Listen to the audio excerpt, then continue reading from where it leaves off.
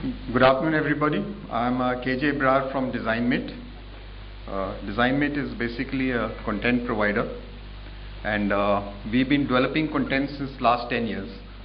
So whatever I'm going to talk about is more about my experiences about developing content. So we've been selling content in India for about last 5 to 6 years, and now our brand is called Eureka. It's installed in more than 7,000 private schools in India. So it's doing very well in India. Plus, aside than India, we've also been now started selling our content internationally. So I have traveled to nearly every exhibition in the world, and our software is being sold in nearly about 20 to 30 countries across the globe. So keeping all this experience in mind, I will bring out some points which I have noted. One is what I have noted is most of the content, whether in globally, is being developed in India. Either the content is being made as products in India, or it's the Indian companies which are providing service or offshoring. They're making content for other companies abroad. So I would say 90% of the content being generated in the world at present is being generated in India. At the same time, we see a lot of adoption of e-learning content in schools. So I have a few points about what sort of content should be adopted and what people should look for while adopting the content. First of all, the content adoption should be need-based. That means we should have e-learning content in a classroom which is going to solve some problem for the teachers or for the learners. That means the content should be able to should be on those topics which a teacher finds difficult to teach, or a topic which a student finds difficult to learn. What I have noticed is little otherwise in India, specifically that the teachers in the schools are looking that the complete books or the complete curriculums should be converted into e-content or digital learning. I don't think e-content really is going to solve the problem of being able to cover the complete curriculum.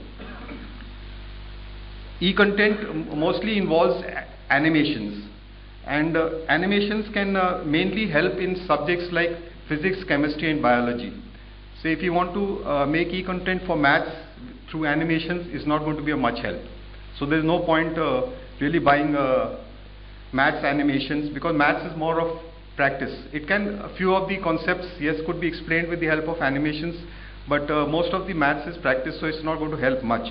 While for let's say for a topic like physics, in physics everything is abstract. All the forces are abstract. Like we can't see electricity, we can't see optics, we can't see rays of light, or we can't see friction, we can't see all the forces, whether it is electromagnetic force or any force. All these forces are not visible to the naked eye, but with the help of animation or with the help of computer graphics, they can be depicted. So they are actually solving some need. So it is going to help the teachers and the learners or the students as well.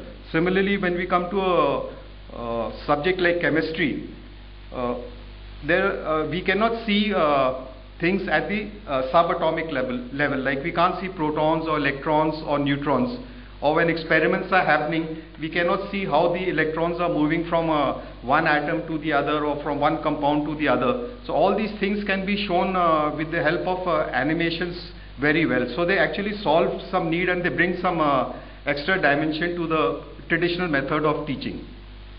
And same would be the case in biology, where we cannot see anything happening inside a human body, or we cannot see bacteria, virus, or we cannot see things inside a plant. So all these can be shown well with the help of 3D animation, and they're actually solving a need. While if you are going to use e-content for history, it's not going to solve too much of a need, or even if you're going to use it for social science and things like that.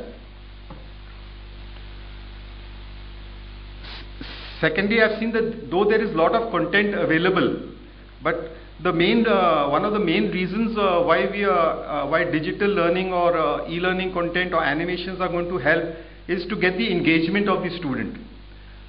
So if the content is not engaging enough, if the visuals are not attractive enough, we are not going to get the engagement of the student on the screen. And if you don't get the engagement, then he's not going to focus and we're not going to get the learning out.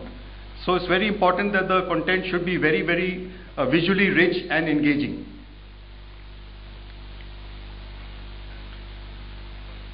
At the same time, the technology gives us the ability to make, like what David had said, virtual simulations or the lab experiments. But I think the technology goes much beyond that. There are a lot of things which we could not have done in the lab, which can also be shown with the help of technology and with the help of virtual simulations. Like you could not show a Boyle's law experiment in the lab, or you could not show a nuclear reactor in the laboratory, and all these things can be shown very well with the help of virtual simulations.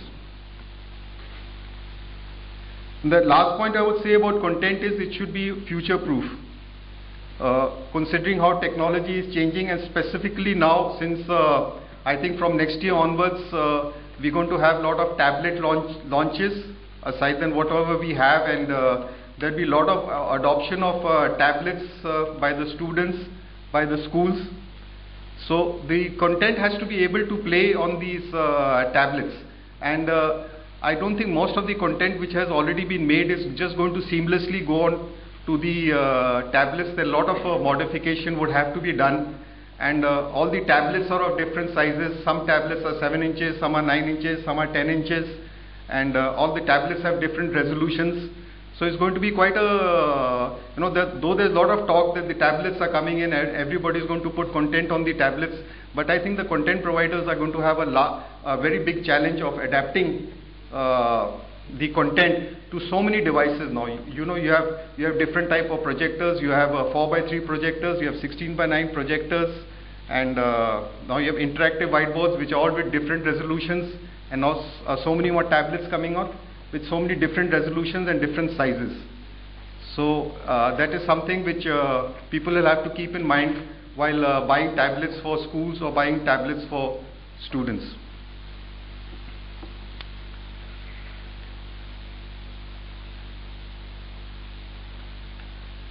I think that's all from my side as far as a content provider. That's my perspective of things. So if you have any questions, you can ask me later. Thank you.